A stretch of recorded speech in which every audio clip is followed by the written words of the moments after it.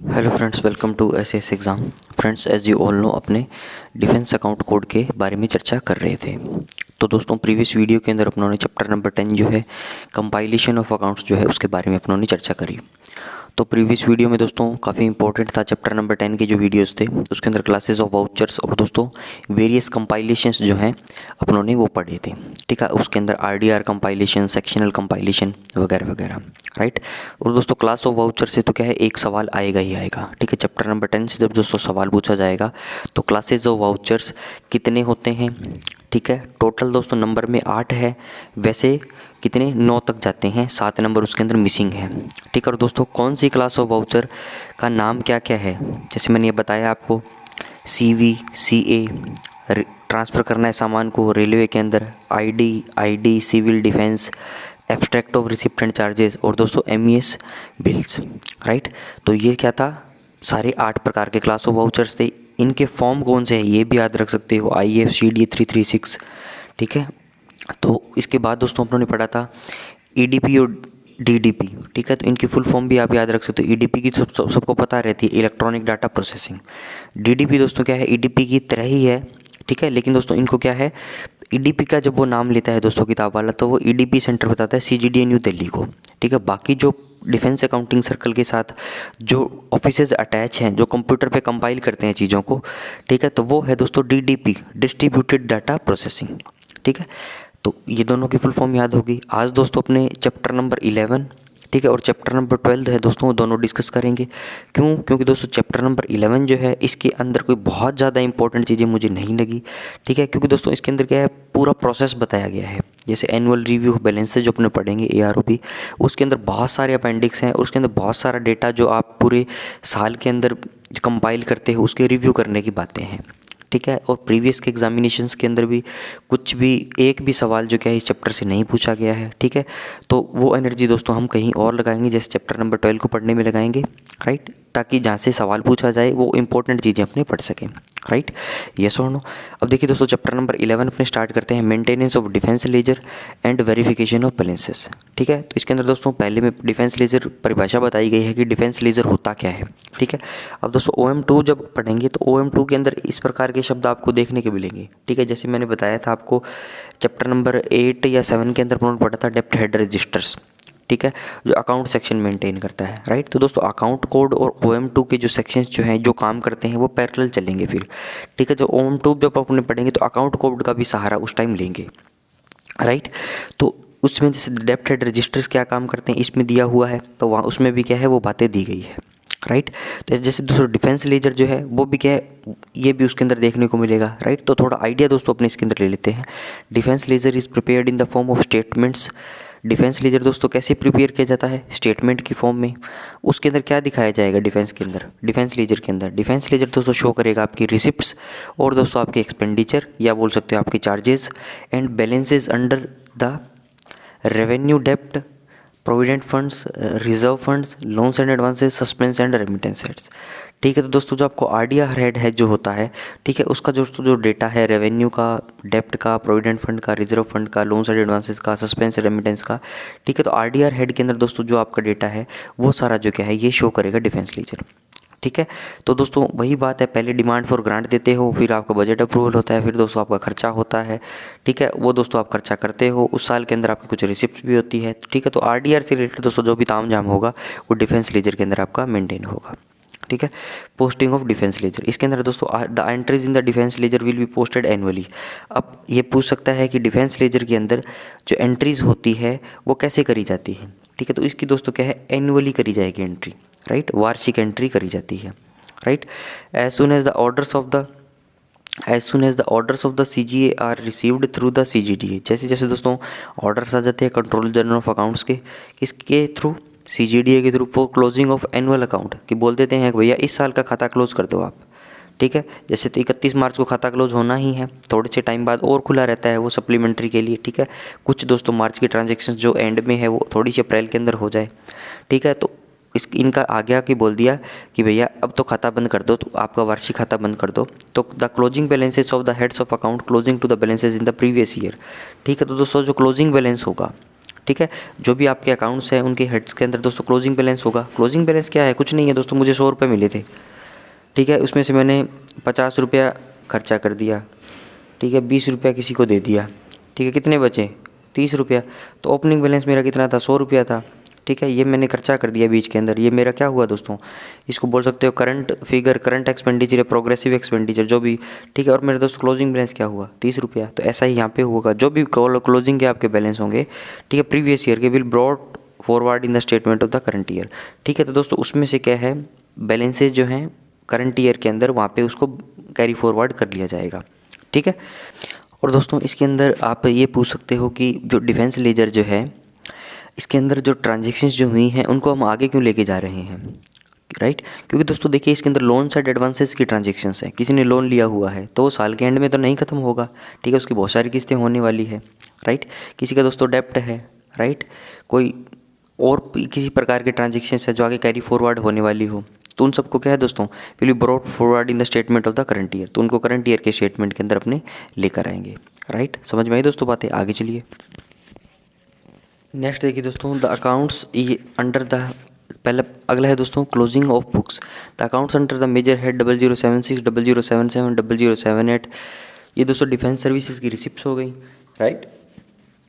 2076, 2077, 2078, 2079, ठीक है। Ordnance factory 2080 R&D, ठीक है, ये दोस्तों डिफेंस सर्विसेज के चार्जेस हो गए। और 4076 दोस्तों क्या, ये डिफेंस कैपिटल आउटले हो गया। And other revenue heads will be closed by credit और debit to the government account, ठीक है। तो इस प्रकार की दोस्तों जो ट्रांजेक्शन्स जो होती है उनको क्रेडिट या डेबिट करके गवर्नमेंट अकाउंट को उनको क्लोज कर दिया जाता है, ठीक है। तो इसके अंदर दोस्तों इसको बोला हुआ है कि कोई भी इसको नेक्स्ट ईयर के अंदर आप कैरी फॉरवर्ड नहीं करोगे, राइट। इसके बाद है दोस्तों preparation of annual review of balances, ठीक है, जिसको ARO भी बोलते हैं, ठीक है। तो इसके अंदर दोस्तों बहुत सारे अपेंडिक्स दिए गए हैं, किसको इसको प्रिपेयर करना है, ठीक है, कैसे प्रिपेयर होगा, राइट। तो ये दोस्तों अपने काम की बातें इसके अंदर मुझे नहीं लगी इस चैप्टर के बाद। अब चलते हैं दोस्तों अपने चैप्टर नंबर 12 पे। नेक्स्ट देखिए दोस्तों, चैप्टर नंबर 12 जो क्या है वो है एस्टीमेट से रिलेटेड, ठीक है। एस्टीमेट का मतलब क्या होता है, एस्टिमेटेड का मतलब होता है दोस्तों अनुमान लगाना, ठीक है। अनुमान लगाने से मतलब क्या हुआ कि मुझे एक दोस्तों टीवी खरीदना है, ठीक है, तो मैं अनुमान लगाऊंगा कि टीवी कितने में आ जाएगा, ठीक है। तो मेरे पास पुराना टीवी था, वो मैंने कितने में ख़रीदा था, ठीक है, अभी मार्केट में कितना रेट चल रहा है, ठीक है, तो वो सारी चीज़ें मैं देखूंगा, तो दोस्तों एक अनुमान लगाऊंगा। इसी प्रकार से दोस्तों गवर्नमेंट क्या करती है, देश को चलाती है, ठीक है। गवर्नमेंट दोस्तों देश को चलाती है तो गवर्नमेंट को भी अनुमान लगाना पड़ता है कि नेक्स्ट जो फाइनेंशियल ईयर आने वाला है उसके अंदर मेरा कितना रिसिप्ट्स होने वाली है और दोस्तों मेरा कितना खर्चा होने वाला है, ठीक है, कितनी मुझे प्राप्तियाँ होने वाली है, कितना मुझे एक्सपेंडिचर करना है, ठीक है। तो उन चीज़ों का दोस्तों अनुमान लगाने को क्या है, बजट बोलते हैं। इसको बोल देते हो आपकी मैंने डेटा फोरकास्ट किए हैं, ठीक है, मैंने दोस्तों डेटा क्या है फोरकास्ट किए हैं, पूर्वानुमान लगाया है कि इस एक साल के अंदर नेक्स्ट जो फाइनेंशियल ईयर आने वाला है तो उसके अंदर मेरे पास कितनी तो प्राप्तियां होगी और कितना मुझे खर्चा करना है, ठीक है। अब दोस्तों प्राप्तियों का भी अनुमान लगाना पड़ता है, राइट। क्यों, क्योंकि दोस्तों खर्चा कैसे करोगे जब आपके पास प्राप्तियां ही नहीं होगी, तो खर्चा कैसे करोगे, राइट। क्योंकि दोस्तों अल्टीमेटली सारी प्राप्तियां जो है कंसोलिडेटेड फंड में जाएगी। कंसोलिडेटेड फंड ऑफ इंडिया से दोस्तों क्या है, पैसा निकलता है पार्लियामेंट के कंसेंट से। तो इस प्रकार दोस्तों क्या है, सारी प्राप्तियां कितनी होने वाली है और कितना मुझे जो क्या है खर्चा करना है, उसको दोस्तों क्या है उसका अनुमान लगाया जाता है, राइट। इसके बाद दोस्तों टॉपिक है ये budget estimate for service heads, ठीक है। तो इसके अंदर इसको पढ़ने से पहले दोस्तों अपने क्या करेंगे, जो डिमांड फॉर ग्रांट से रिलेटेड दोस्तों जो हमारा कॉन्सेप्ट है, जो बातें जब हमें देखने को मिलती है उन चीज़ों को अपने डिस्कस करते हैं, ठीक है। तो किताब के अंदर दोस्तों आपको देखने को मिलेगा कि हमारी 8 डिमांड फॉर ग्रांट्स है, ठीक है। अपेंडिक्स 11 में भी दोस्तों लिखा हुआ है, पेज नंबर 378 पर जब आप जाओगे तो उसके अंदर लिखा हुआ है total 8 demand for grant, right. लेकिन दोस्तों 8 डिमांड फॉर ग्रांट ना होके ये टोटल 4 डिमांड फॉर ग्रांट ही है, ठीक है। अभी दोस्तों जो डिफेंस जो है MOD जो है मिनिस्ट्री ऑफ डिफेंस जो है वो 4 डिमांड फॉर ग्रांट पेश करता है, लेकिन दोस्तों इसको 8 भी बोल दो तो भी कोई ख़राब बात नहीं है, ठीक है। क्यों, क्योंकि दोस्तों जो ये 4 जो हैं इसी के अंदर क्या है 8 समाहित हैं, ठीक है। तो सबसे पहले दोस्तों क्या है, MOD सिविल की एक ग्रांट डिमांड फॉर ग्रांट देता है, ठीक है। इसके बाद दोस्तों डिफेंस सर्विसेज की रेवेन्यू की, फिर कैपिटल आउटले की और फिर दोस्तों डिफेंस के पेंशन की, राइट। तो ये हुई दोस्तों सिविल की ग्रांट, ठीक है। इसको दोस्तों डिफेंस सिविल बोल सकते हो, एमएडी सिविल बोल सकते हो, ठीक है। ये दोस्तों सिविल की ग्रांट होगी, सिविल की ग्रांट होगी। ये दोनों ग्रांट्स दोस्तों क्या है, प्योर डिफेंस की है, ठीक है। ये दोस्तों ये ऐसे बोल दो आपकी डिफेंस पेंशन जो है ये सिविल एस्टीमेट की ग्रांट है, सिविल एस्टीमेट से खर्चा होगा। ये दोस्तों एमओडी सिविल जो या डिफेंस सिविल जो है ये भी सिविल एस्टीमेट की ग्रांट है, ठीक है। एमओडी सिविल दोस्तों सिविल एस्टीमेट की ग्रांट है, डिफेंस पेंशन दोस्तों एक सिविल एस्टीमेट की ग्रांट है, ठीक है। पेंशन से रिलेटेड दोस्तों जो डिमांड फॉर ग्रांट है वो सिविल एस्टीमेट की है और एमओडी सिविल वाली सिविल एस्टीमेट की है, ठीक है। तो पेंशन के अंदर तो पेंशन बांटेंगे अपने को ये पता लगता है मुझे कि डिमांड फॉर ग्रांट भैया अगले साल इतने इतने लोग रिटायर होने वाले हैं और इतने इतनों की पेंशन जा रही है तो इतनी इतनी पेंशन मुझे चाहिए, तो ये अनुमान वो लगा लेंगे, ठीक है। एस्टीमेट अपना बना लेंगे। दोस्तों सिविल एस्टीमेट की जो एमओडी सिविल की ग्रांट है इसके अंदर दोस्तों डीएडी से रिलेटेड, ठीक है, loans to PSU under MOD के अंदर दोस्तों लोन देते हैं जो पब्लिक सेक्टर अंडरटेकिंग को, ठीक है। Loan to state for water supply, ठीक है। तो इस प्रकार की दोस्तों जो ट्रांजेक्शन जो है वो एमओडी सिविल के अंदर अपने आती है।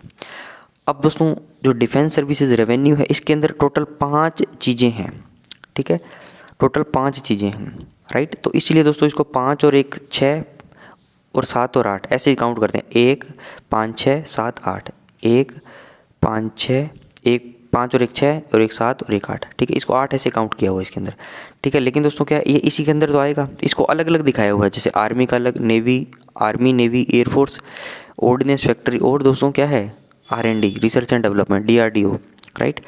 और एक दोस्तों कैपिटल आउटले की है 4076, ये दोस्तों क्या डिफेंस सर्विस एस्टीमेट की है, क्या है ये डिमांड है, राइट, डिमांड फॉर ग्रांट इसको बोल दो। तो इसको 5 और 1 6 7 और 8 पढ़ लो, ठीक है, या दोस्तों इसको कंबाइन किया 4 पढ़ लो। तो अब दोस्तों आंसर जब आपको टिक करना है एग्जाम के अंदर कितनी डिमांड फॉर ग्रांट फेस करता है तो आपको कितना करना है 1 2 3 4 ही करना है, 8 9 नहीं करना, ठीक है।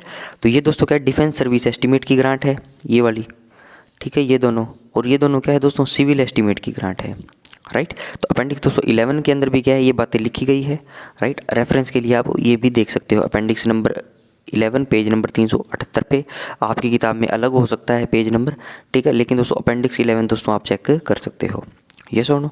तो इसके अंदर देखिए दोस्तों क्या बोला हुआ है 193 में, the defence service budget estimate are presented in, ठीक है। तो दोस्तों ये जो क्या है ये जो चीज़ें हैं अगर आप चीज़ों को वाइडर पिक्चर पे देखोगे, ठीक है, तो स्टार्टिंग दोस्तों डिमांड फॉर ग्रांट से ही होती है, ठीक है, कि आप डिमांड फॉर ग्रांट पेश करते हो, ठीक है। तो दोस्तों पूरे साल जो क्या है हम इसी के साथ खेलते रहते हैं, ठीक है। आप डिमांड फॉर ग्रांट दो, ठीक है, बजट आपके पास आएगा, ठीक है। इसके बाद दोस्तों उससे खर्चा करते रहोगे, ठीक है, रिपोर्ट देते रहोगे, अकाउंट्स दोस्तों बनाते रहोगे, ठीक है, एक्सपेंडिचर बुक करते रहोगे, डिफरेंट प्रकार से की क्या है दोस्तों रिपोर्टें बनती रहेगी, ठीक है, मंथली रिपोर्ट्स बनती रहेगी, 6 मंथली बनती रहेगी, ठीक है, फोर्टनाइटली बनती रहेगी, साल की बनती रहेगी, ठीक है। तो उन दोस्तों रिपोर्ट्स को क्या अलग अलग नाम दे रखा है और उन्हीं से रिलेटेड दोस्तों क्या सारी चीज़ें हैं। तो इसके अंदर देखिए दोस्तों 193 में क्या बोला गया, the defence services budget estimate are presented in 6 demand for grant 5 on revenue account, ठीक है, ये 5 1 2 3 4 5, ठीक है। तो ये इसमें क्या 6 डिमांड फॉर ग्रांट बोल दिया, आपको लास्ट में दोस्तों अभी कितना का 4 टिक करके आना है। इसके अंदर ये इसमें 6 बोला हुआ है, ये पुराना है, right. 6 demand for grant 5 on revenue account, revenue account की कौन सी होगी दोस्तों 1 2 3 4 5, 2076 2077 2078 2079 2080, ठीक, डिफेंस सर्विस एस्टिमेट की होगी। एक दोस्तों कैपिटल अकाउंट की होगी मेजर हेड 4076, राइट। नोट के अंदर क्या दिया दोस्तों, in addition to the above grant 2 grants relating to civil, ठीक है। पहला तो है दोस्तों डिफेंस पेंशन की और फिर है MOD civil are handled by the MOD finance, ठीक है। तो एमओडी फाइनेंस दोस्तों क्या है इन दोनों को हैंडल करता है। तो टोटल कितनी हो गई 1 2 3 4 हो गई, ठीक है। इसके अंदर ये 5 काउंट करता है और 1 ये काउंट करता है, राइट। तो ये चीज़ समझ में आई दोस्तों आपको। आगे चलिए, अब दोस्तों देख लिया कि अपनों ने जो एमओडी फाइनेंस जो है वो 4 डिमांड फॉर ग्रांट पेश करता है, ठीक है। इसके अंदर दोस्तों 2 सिविल एस्टीमेट की होगी और 2 दोस्तों क्या होगी डिफेंस सर्विस एस्टीमेट की। डिफेंस सर्विस एस्टीमेट के अंदर दोस्तों रेवेन्यू हो गया, एक कैपिटल हो गया, ठीक है। रेवेन्यू की होगी दोस्तों कैपिटल की होगी, रेवेन्यू एक्सपेंडिचर होगी दोस्तों एक capital outlay on defence services capital expenditure इसको बोल दो, ठीक है। एक होगी दोस्तों ऊपर वाली 2 के अंदर सिविल एस्टीमेट वाली, ठीक है, ये डिफेंस सर्विस एस्टीमेट की ग्रांट होगी, या इसको प्योर डिफेंस बोल दो। ठीक है, ये दोस्तों क्या सिविल एस्टीमेट वाली होगी। तो इसके अंदर एक तो हो गया डिफेंस की पेंशन की, ठीक है, एक हो गया दोस्तों एमओडी के सिविल की। ठीक है, अब दोस्तों एमओडी की सिविल की ग्रांट के अंदर भी क्या है, एमओडी की सिविल की ग्रांट के अंदर ही क्या है दोस्तों, डीएडी के से रिलेटेड जो एक्सपेंडिचर होते हैं वो भी इसी के अंदर काउंट होते हैं। पीएसयू जो हैं दोस्तों उनसे रिलेटेड, और स्टेट को जो वाटर सप्लाई वगैरह करते हैं उससे रिलेटेड जो खर्चे हैं वो भी क्या है दोस्तों, एमओडी सिविल के अंदर आते हैं। राइट, तो 4 थी दोस्तों टोटल, 2 में बांट दो, इस 2 को फिर दोस्तों एक पेंशन हो रही है, इस 2 को रेवेन्यू हो रही है। ठीक है, तो ये हुआ दोस्तों मेरा डिमांड फॉर ग्रांट का प्रोसेस। अब दोस्तों डिमांड फॉर ग्रांट मैं क्यों दूंगा, मेरे खर्चे कहाँ कहाँ होने वाले हैं। ठीक है, तो दोस्तों मेरे खर्चे कहाँ कहाँ होने वाले हैं वो बातें जो क्या है इन कैटेगरीज में बताया गया है। ठीक है, the expenditure for which provision is made in these estimate, the expenditure for which provision is made in these estimates falls broadly into the following category. The expenditure for which provision is made in these estimates falls broadly into the following categories. तो कौन कौन सी categories के दोस्तों खर्चा होगा, किसके अंदर होगा। पहला तो का pay and allowances of the regular personnel of the armed forces. ठीक है, आर्मड फोर्सेस के दोस्तों जो रेगुलर पर्सोनल हैं उनके पे एंड अलाउंसेज से रिलेटेड खर्चे होंगे। दूसरा दोस्तों payments to industrial establishment employment in store depot factory etcetera. ठीक है दोस्तों, जो इंडस्ट्रियल एस्टेब्लिशमेंट के अंदर जो, ठीक है, जो लोग होते हैं इंडस्ट्रियल एम्प्लॉय होते हैं, ठीक है, जिनको टीममेट्स वगैरह बोला जाता है दोस्तों, ट्रेड्समैन मेट्स वगैरह। ठीक है, तीसरा दोस्तों transportation charges, miscellaneous expenses, payment for store works expenditure और दोस्तों पेंशन। राइट, अब दोस्तों इसके अंदर सेंट्रली कंट्रोल हेड और दोस्तों लोकली कंट्रोल हेड की बातें आएगी। राइट, तो इसके अंदर हमारी जो ये किताब है अकाउंट कोड, इसके अंदर क्या है पेंशन के बारे में कोई चर्चा नहीं है। इसमें बोला हुआ है 1 नंबर कैटेगरी और दोस्तों 2 से 6, 7 नंबर का कोई जिक्र नहीं है इसके अंदर। राइट, अब दोस्तों एफआर के अंदर जब मैं देखता हूँ मेरे पास जो किताब है उसके अंदर भी क्या है इसका कोई जिक्र नहीं है। लेकिन दोस्तों ग्रुप के अंदर कोई एक भाई है रुस्तम नाम से, तो उन्होंने कुछ अपलोड किया था। ठीक है, तो स्क्रीनशॉट उस कोई एफआर किताब का, उसके अंदर ये दिया हुआ है। ठीक है, कि भाई जो 1 और 7 जो हैं ये सेंट्रली कंट्रोल्ड हेड ही हैं।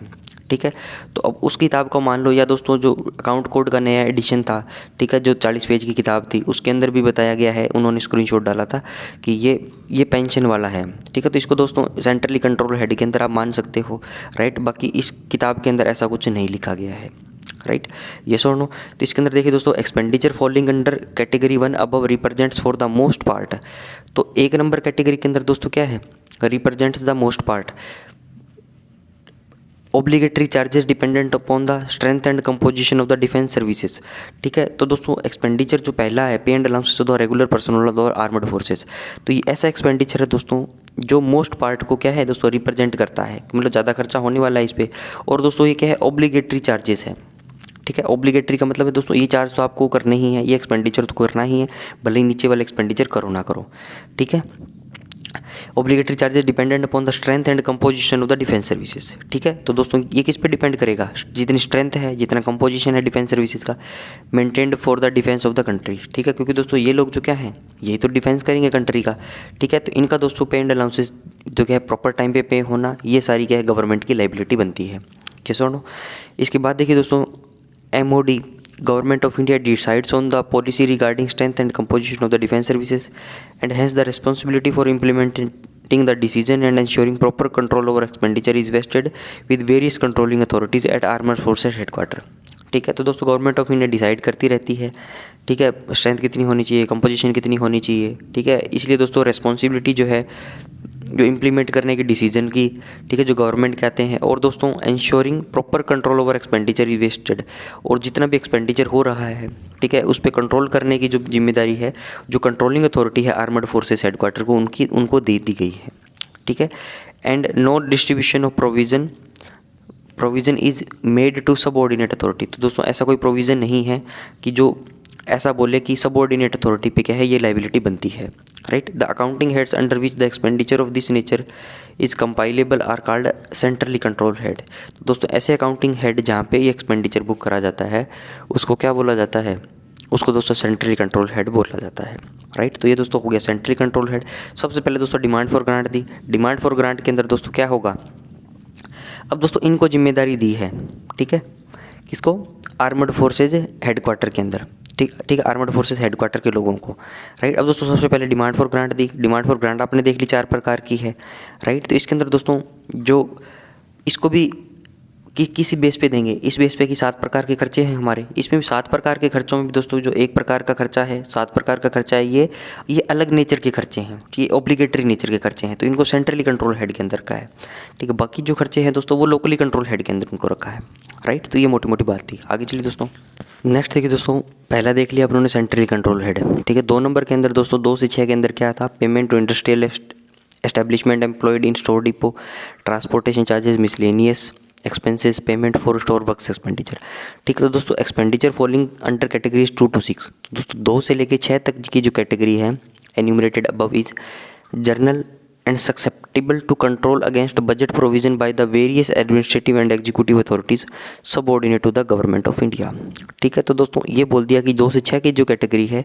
ये सक्सेप्टेबल है, ठीक है, किसके दोस्तों, बजट के, राइट। मतलब ये दोस्तों क्या है, ऑब्लिगेटरी नहीं है। सब्सेप्टिबल का मतलब क्या है दोस्तों, प्रभाव पड़ने रोगे। अगर दोस्तों जितना बजट अलॉट होगा, ठीक है। कैटेगरी 1 में तो दोस्तों पे एंड अलाउंसेस जो थे वो ऑब्लिगेटरी थे, वो आपको देने ही पड़ेंगे, ठीक है, राइट। लेकिन दोस्तों 2 से 6 कैटेगरी के जो आइटम हैं इनके अंदर ये क्या दोस्तों, प्रभाव पड़ने योग्य है, मतलब खर्चा ऑब्लिगेटरी नहीं है। अगर दोस्तों बजट के अंदर मान लो किसी वजह से पैसा कम अलॉट होता है तो खर्चा भी कम करो, राइट, ऑब्लिगेटरी नहीं है।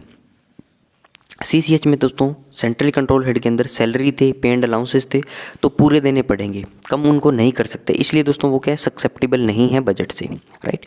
ये दोस्तों क्या है, सब्सेप्टेबल है, मतलब प्रभाव पड़ने योग्य है। Some part of the total budget provision for these categories of expenditure is placed at the disposal of the local administrative authority through budget allotments. कुछ हिस्सा दोस्तों इस बजट का लोकली कंट्रोल हेड का, ठीक है, provision for these categories of expenditure placed at the disposal of the local administrative authority. दोस्तों कुछ लोकल एडमिनिस्ट्रेटिव अथॉरिटी को क्या है, बजट प्रोवाइड करवा देंगे, बजट अलॉटमेंट देके, while the remaining part is controlled by the authorities at armed forces headquarter. और कुछ हिस्सा दोस्तों क्या है, आर्मड फोर्सेस हेडक्वार्टर अपने हाथ में रखेंगे। अब दोस्तों आप नियम बना के ये नहीं चल सकते कि सेंट्रली कंट्रोल हेड को ही आर्मड फोर्सेस हेडक्वार्टर कंट्रोल करता है, लोकली कंट्रोल हेड को भी दोस्तों कुछ हिस्सा वो क्या है, कंट्रोल करता है। अब दोस्तों वो MCQ पूछने वाले पे, क्वेश्चन पूछने वाले पे डिपेंड करता है कि वो किस टाइप का क्वेश्चन पूछता है, क्योंकि दोस्तों किसी भी चीज़ को हमें नियम बना के नहीं चलना है, क्योंकि हर चीज़ क्या है, फ्लेक्सिबल है। गवर्नमेंट अपने हिसाब से उसको तोड़ मरोड़ रखा है, चीज़ों को लोकली कंट्रोल हेड में रख दिया, दिखेगा आपको ऐसा कि हाँ ये तो लोकली कंट्रोल हेड, तो लोकल लोग इसको, लोकल एडमिनिस्ट्रेटिव अथॉरिटीज़ को कंट्रोल करती होगी। लेकिन दोस्तों किताब के अंदर क्या है, ये लाइनें लिखी रहती है कि हाँ कुछ हिस्सा तो इनको बजट अलॉटमेंट के लिए कर देंगे, लेकिन कुछ हिस्सा जो क्या है, जो आर्मड फोर्सेस हेडक्वार्टर में है, जो सेंट्रली कंट्रोल हेड कर रहे थे, वो लोकल का भी कुछ हिस्सा कंट्रोल करेंगे, ठीक है। तो ऐसा नियम नहीं बनाना है कि भाई लोकली कंट्रोल हेड के अंदर आर्मड फोर्सेस हेडक्वार्टर के लोगों का कोई भी रोल नहीं है, ठीक है। The accounting heads under which expenditure against budget allotments made to local administrative authorities is compilable are called locally control head. तो दोस्तों ऐसे हेड जिसके अंदर एक्सपेंडिचर जो है बजट अलॉटमेंट के अगेंस्ट में जो होता है expenditure made to local administrative authority, जो लोकल एडमिनिस्ट्रेटिव अथॉरिटी करती है, वो कंपाइल किया जाता है लोकली कंट्रोल हेड के अंदर, ठीक है। मोटी मोटी बात दोस्तों क्या है, CCH के अंदर A कैटेगरी आ गई और दोस्तों LCH के अंदर ये कैटेगरी आ गई, ठीक है। CCH के अंदर दोस्तों आर्मड फोर्सेस हेडक्वार्टर पूरा उसको कंट्रोल करता है। LCH के अंदर दोस्तों कुछ बजट का हिस्सा नीचे भी ट्रांसफ़र कर दिया जाता है लोकल एडमिनिस्ट्रेटिव अथॉरिटी को, वो जहाँ पे उस डेटा को कंपाइल करेंगे, वो जो एक्सपेंडिचर बुक करेंगे, वो लोकली कंट्रोल हेड बोला जाएगा, राइट। आगे चलिए दोस्तों, नेक्स्ट देखिए दोस्तों, periodical review and estimate, periodical review and estimates, ठीक है। तो इसके अंदर देखिए दोस्तों क्या बोला गया, the requirement of funds for the defence services is kept under review at periodical intervals, ठीक है। दोस्तों जो डिफेंस को कितनी रिक्वायरमेंट है फंड्स की, ठीक है, तो उसको दोस्तों क्या है, रिव्यू पे रखा जाता है पीरियोडिकल, थोड़े थोड़े टाइम के लिए, थोड़े टाइम के बाद, ठीक है। The prescribed budgetary reviews and estimates are. तो सबसे पहले दोस्तों प्रीलिमिनरी रिपोर्ट जो है करंट फाइनेंशियल ईयर की, उसको क्या है दोस्तों 20 अगस्त तक क्या है दोस्तों पेश करना रहता है। अब दोस्तों ये सारी बातें जो क्या है अपने जो फाइनेंशियल रेगुलेशंस जो है उसके पैरा नंबर 83 से लेके 86, 87, ठीक है, तो वहाँ पे भी क्या है ये सारी चीज़ें डिस्कस करी थी और वहाँ पे क्या है इसको और डिटेल में अच्छे से बताया गया है, ठीक है। तो यहाँ पे दोस्तों आप ओनली डिटेल याद कर लीजिए, ये सेम बात तो आपको पैरा नंबर 87 में भी मिल जाएगी FR के, ठीक है। यहाँ पे दोस्तों मैंने जनरली बस रिवाइज करने के लिए आपको बता दिया, ठीक है। खुल के दोस्तों यहाँ पे क्या है इस बारे में चर्चा नहीं करी गई है, राइट। तो इसके अंदर देखिए दोस्तों 20-10 से आपको ये तो एक तो याद रखना है, ठीक है, 20-10 20-10, ठीक है। ये अगस्त दोस्तों कौन सा हो गया, 8वां महीना हो गया, ये हो गया 11वां, ये हो गया 12वां, ये हो गया दोस्तों तीसरा। 8 11 12 3, 8 11 12 3 ऐसे याद रख लो। 20 10 20 10 से याद रख लो इसको। अगस्त नवंबर दिसंबर मार्च, अगस्त नवंबर दिसंबर मार्च, ठीक है। तो प्रीलिमिनरी रिपोर्ट दोस्तों करंट फाइनेंशियल ईयर की कब आएगी, 20 अगस्त को।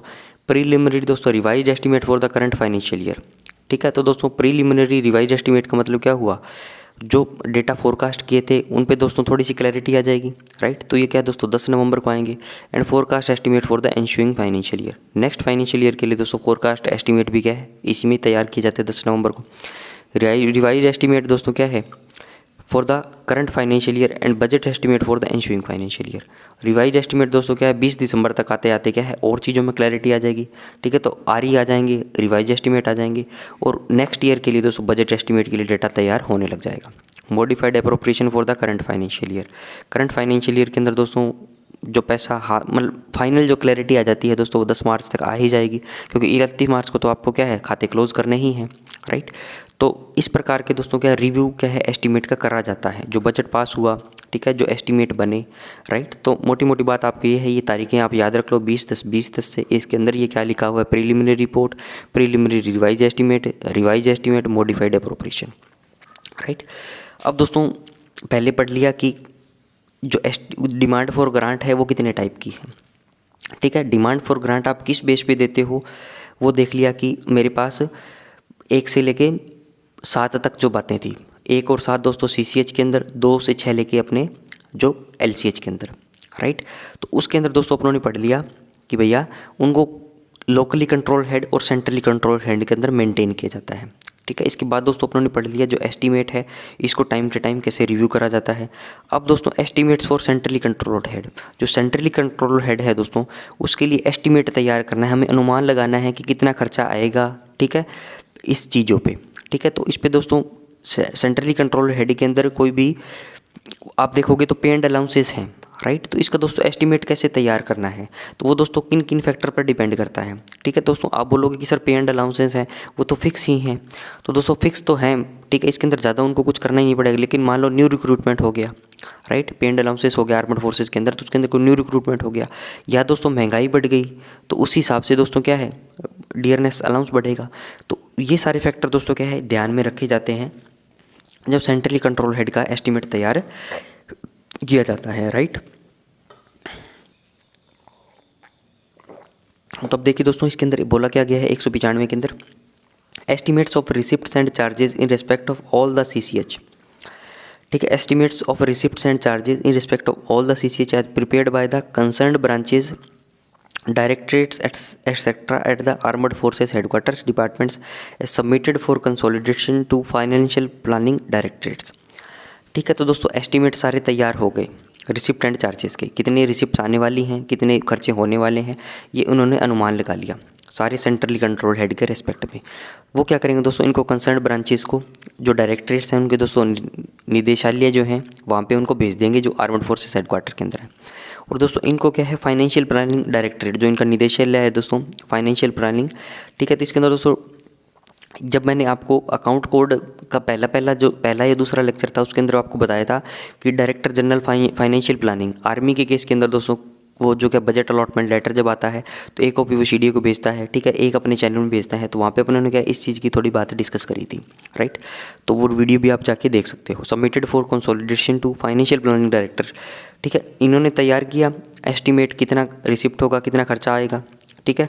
और दोस्तों इनको क्या है सबमिट कर दिया इसको fine who in turn submit the consolidated requirement to the concerned integrated finance and MOD finance budget. तो ये दोस्तों क्या है MOD फाइनेंस के बजट विंग को क्या है ये सारा डेटा भेज देगा, ठीक है। क्योंकि दोस्तों अल्टीमेटली डिमांड फॉर ग्रांट की पेशकश कौन करेगा, MOD फाइनेंस करेगा, राइट। तो सेंट्रली कंट्रोल हेड दोस्तों आर्मड फोर्सेस हेडक्वार्टर बनाएंगे वहाँ के लोग, वो दोस्तों फाइनेंशियल प्लानिंग को दे देंगे, वो दोस्तों आगे डिफेंस के MOD फाइनेंस के बजट डिवीजन को दे देगा, राइट। आगे चलिए दोस्तों नेक्स्ट देखिए दोस्तों estimates for locally control head, ठीक है। LCH के बारे में बात कर रहे हैं। तो estimates for locally control heads relating to army are prepared by headquarters of commands area commanders of units and formations which are directly administered by the IHQ of MOD army. अब दोस्तों सेंट्रली कंट्रोल हेड जो थे उसके अंदर क्या है नीचे की फॉर्मेशंस की कोई भी बातें नहीं थी, ठीक है। उसके अंदर ओनली आर्मड फोर्सेस हेडक्वार्टर वाले तैयार करेंगे और आगे उसको भेज देंगे। अब इसके अंदर दोस्तों लोकली कंट्रोल हेड हैं, तो इसके अंदर दोस्तों नीचे के लोग जो हैं, ठीक है, जैसे आर्मी के केस के अंदर दोस्तों क्या कमांड, ठीक है, आर्मी की दोस्तों कमांड्स हैं जितनी भी, ठीक है, एंड एरिया उनके सब एरिया उनके कमांडर हैं यूनिट के, and formations which are directly administered by the IHQ of MOD army, ठीक है, integrated headquarter of MOD army दोस्तों इनको क्या करता है, इनके एडमिनिस्ट्रेटिव कंट्रोल में रहते हैं। And similar authorities on air force and navy sites in regard to the locally control heads under two services, ठीक है। तो दोस्तों वो नीचे के लोग जो क्या है लोकली कंट्रोल हेड के अंदर जो खर्चा होगा वो क्या है उसको करेंगे, right. These estimates are rendered to the PCD CDA concerned for check and onward transmission to the respective branches directorates at armed forces headquarters, ठीक है। तो दोस्तों ये एस्टिमेट जो क्या है ये PCD CDA कंसर्न को दे देंगे चेक करने के लिए, फिर वो क्या करेंगे दोस्तों आगे उसको रेस्पेक्टिव ब्रांचेस जो हैं डायरेक्टरेट्स जो है आर्मड फोर्सेस हेडक्वार्टर को वहाँ पे भेज देंगे, so as to reach them well before the due dates indicated in para 194, right. तो दोस्तों 194 के अंदर क्या है जो डेटा दिया गया था हमें, जो तारीख दी गई थी, ठीक है, 20 अगस्त, 10 नवंबर, 20 दिसंबर, 10 मार्च, ठीक है। तो अलग अलग टाइम पे क्या है दोस्तों ये एस्टिमेट्स जो क्या है वो दिए जाते हैं, येस और नो, इनकी रिक्वायरमेंट दी जाती है, तो वहाँ पे क्या है ड्यू डेट तक वो पहुँच जाएंगे। नोट में देखिए दोस्तों इसके अंदर क्या देगा, for estimates in respect of MES heads, MES regulation should be refer to, MES के लिए दोस्तों MES रेगुलेशन देखने पड़ेंगे आपको। The estimates will distinctly show the chart portion and voter portion, और दोस्तों एस्टिमेट के अंदर भी दोस्तों भी पूरा फॉर्मेट है, ठीक है, एस्टिमेट कैसे जाएंगे, ठीक है, कहाँ कहाँ जाएंगे, मोटी मोटी बातें तो अपने देख सकते हैं। अब अंदर उस डॉक्यूमेंट के अंदर दोस्तों 50 चीज़ें हो सकती है, राइट, कि उसके अंदर चार्ट एक्सपेंडिचर अलग होगा, वोटेड एक्सपेंडिचर अलग होगा, ठीक है। तो ये नोट 2 के अंदर बोला हुआ है। आगे चलिए दोस्तों, अब नेक्स्ट है दोस्तों 197 पैरा, ठीक है। तो ये दोस्तों अपने क्या है नेक्स्ट वीडियो के अंदर डिस्कस करेंगे और आज तक जो पढ़ा है इसको अपने रिवाइज भी कर लेंगे, राइट। तो आज का दोस्तों वीडियो यहीं पे रैप करता हूँ। वीडियो को लाइक करिएगा दोस्तों, कमेंट जरूर से करिएगा। Thanks for watching, have a nice day.